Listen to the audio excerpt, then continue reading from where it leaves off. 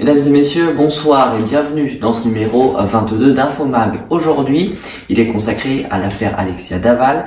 Jonathan, lors de la reconstitution du 17 juin dernier, a délivré aux enquêteurs la dernière version des faits. Il a avoué avoir partiellement brûlé le corps de sa femme Alexia. On va revenir sur le déroulé de l'enquête, mais aussi sur les tout derniers éléments de ce 17 juin lors de la reconstitution. Tout commence lors de la nuit du 27 au 28 octobre 2017. Une violente dispute éclate entre le couple Daval, Jonathan et Alexia. Dans une crise de colère, Jonathan étrangle sa compagne jusqu'à la mort pendant au moins 4 minutes d'après les propos du jeune homme. Le dimanche 28 octobre 2017, au matin, Jonathan, 4 heures après la disparition potentielle de sa femme Alexia, qui était partie faire un jogging, appelle la gendarmerie puis sa belle famille pour signaler la disparition de sa femme. Très vite, l'enquête débute et la jeune femme n'est toujours pas retrouvée quelques jours après le signalement de la disparition. La famille lance des appels à témoins, tout comme la gendarmerie qui essaye de mobiliser toutes ses forces pour essayer de retrouver la jeune femme en vain.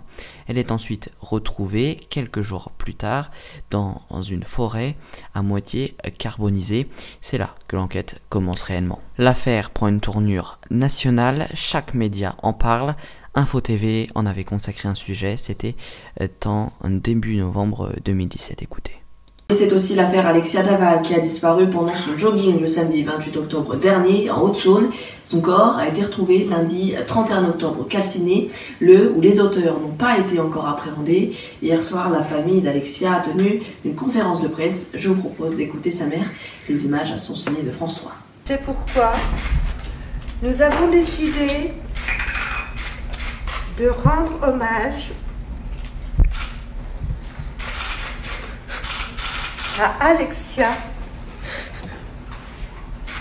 par l'organisation d'une marche blanche qui aura lieu ce dimanche 5 novembre dans la dignité et le respect. Et vous l'avez sans doute remarqué sur cette vidéo, Jonathan Daval est aux côtés de la mère d'Alexia Daval, Isabelle Fouillot, qui est très attristée par la disparition de sa fille. Elle n'a toujours pour le moment pas été retrouvée. Une marche blanche est donc organisée, puis sa fille est donc retrouvée décédée.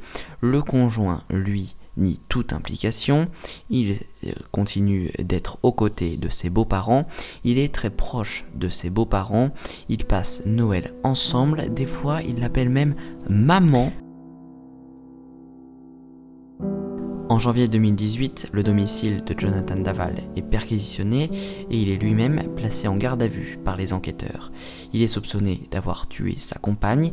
Plusieurs preuves sont d'ailleurs retrouvées à son domicile. Le GPS de la voiture de fonction de Jonathan Daval a livré aux enquêteurs qu'il était allé sur les lieux du crime dans la forêt où Alexia Daval a été retrouvée par les enquêteurs. Également, des traces de pneumatiques ont été retrouvées sur les lieux correspondant à la camionnette du jeune homme.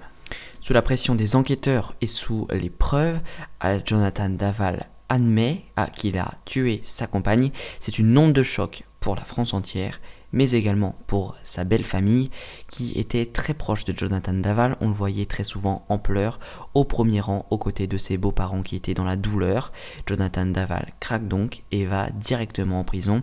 Il est mis en examen. Nous sommes en février 2018. Il y a un an, Jonathan Daval revient sur cette version des faits. Il la conteste et dit aux enquêteurs que c'est un pacte familial diabolique qui a été élaboré par toute la famille. Lors d'un dîner de famille, Alexia Daval aurait été tuée par le beau-frère d'Alexia Daval, mais également ses parents seraient dans la confidence, mais cette version ne tient pas. Tout de même, Grégory Gay, le beau-frère, est entendu par les enquêteurs en audition libre. Une confrontation est même réalisée. Quelques semaines plus tard, Jonathan Daval revient sur sa version car il est très attaché à sa belle famille, notamment à Isabelle Fouillot, la mère d'Alexia Daval, et admet une nouvelle fois qu'il a tué sa fille. L'enquête est donc presque bouclée, il y a les preuves, les aveux, mais il reste des zones d'ombre, comme par exemple le corps. Pourquoi il était carbonisé quand nous l'avons retrouvé?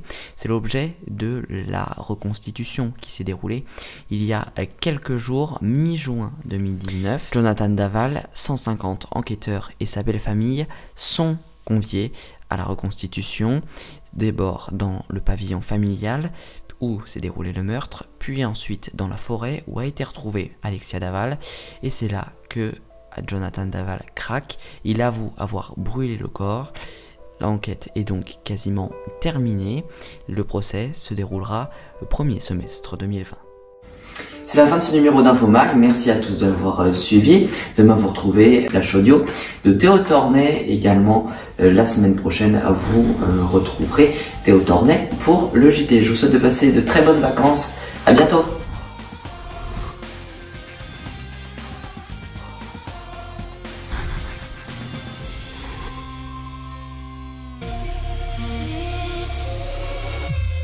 Je vous retrouve ce dimanche pour un résumé complet des dernières actualités françaises comme internationales dans le journal audio à 13h sur Francis Radio.